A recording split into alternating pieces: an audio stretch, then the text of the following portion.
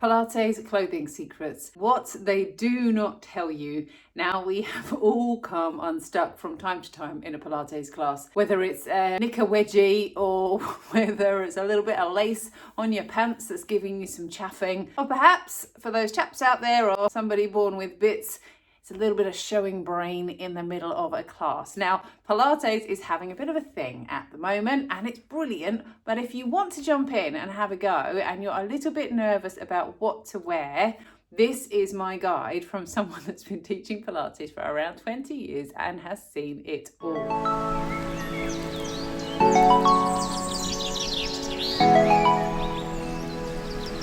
First thing I want to say is actually don't worry too much. Wear what you are comfortable in. However, let me show you the very simple things that you can make sure you don't do so that you don't come unstuck in the middle of your first class.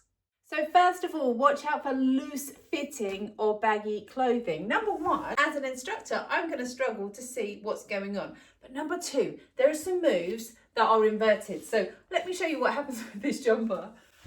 Ends up over my face and I'm on display, and everyone's a little bit cautious. You end up trying to like tuck things in, or you're worried about bits of flab hanging out. No one cares about that, but they do care that you can breathe. So just watch out for getting suffocated by loose fitting clothing. Just wear something that you can tuck into your leggings that's not going to flip up and show everything to everyone around. Number two, inappropriate leggings. It's absolutely fine if you would prefer to wear something a little looser fitting, like a tracksuit bottom, but just watch out for things that have funny little like zip pockets at the back. Brilliant for running, not so much when you're trying to do rolling like a ball and you're rolling onto the back of your pelvis. Same thing if you've got pockets at the sides and then you're going to do some side work, you're going to end up taking that out of your pocket or leaning on your glasses or something like that. Also look out for leggings that are too thin. So I would always recommend doing a finger test. So sticking your fingers through your leggings, not like right through, but just to check that you can't see your bottom, or bend over with a mirror behind you. I taught body pump for years, so I used to do that a fair amount, making sure that my pants weren't on display. Also, making sure that your leggings are fairly new and you're not going to stretch those seams so much that they break in the middle of a class, because there's a lot of, as I've said before, a bum in the air. So you want to make sure you feel safe. One other thing, I would recommend more of a high waist that pulls up, because sometimes some leggings kind of roll down and you spend your whole time adjusting them and it's really uncomfortable. Socks. Should you wear them? Well, yes, I love a sock, but then I'm someone that really struggles with cold feet, and not just cold, but like my husband feels like I have something wrong with me. So you can go for a sock with a little grippy bottom. They're quite good. So many different brands around are good for that.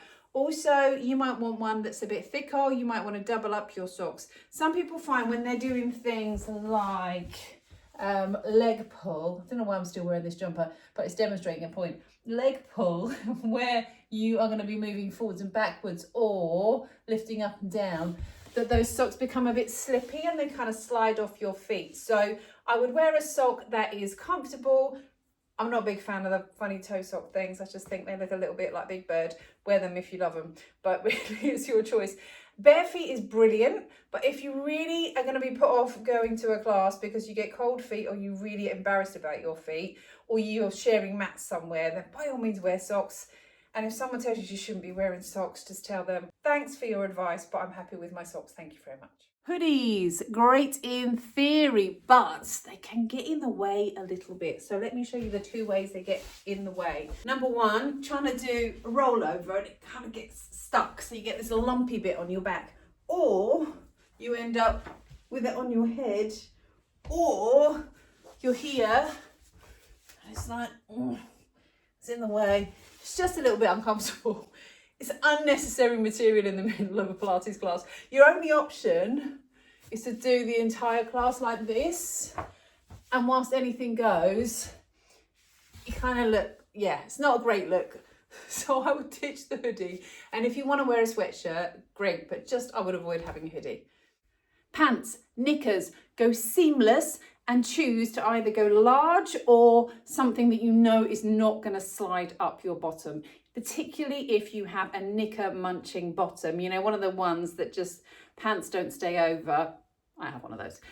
So just wear a comfy, seamless pant. Thongs generally are going to rise up your bottom the more you roll backwards and forwards, or there's a lot of kind of manipulating your pelvis in Pilates, and you don't want like any detailing or lacy bits on the back. They're just going to give you a little bit of chaffing or, you know, trapped stuff down there. You don't want it. So give yourself a nice, comfy, seamless pant. This stuff is really important.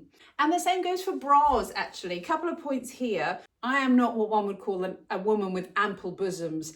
However, it's really important that you have a bra that's comfy, so seamless. I'd avoid a clasp at the back. Again, we're coming back to the whole rolling thing. You spend a lot of time in that position. You can get quite bruised if you're doing it multiple times.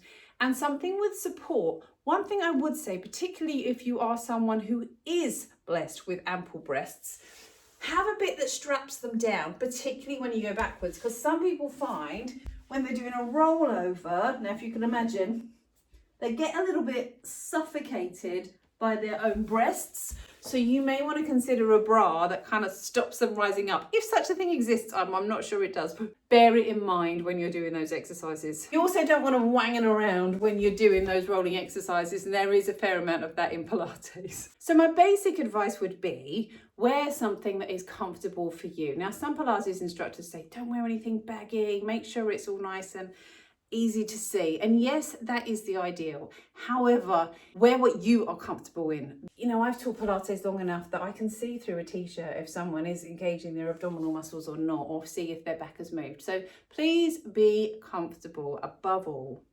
But as an ideal, a pair of leggings, close fitting top, it could be sleeved, it could be a vest top, and socks if that's going to make you feel more comfortable. And always bring a sweater along to class just in case you do get chilly, or if there's some nice relaxation at the end, that would make you feel a bit more comfortable.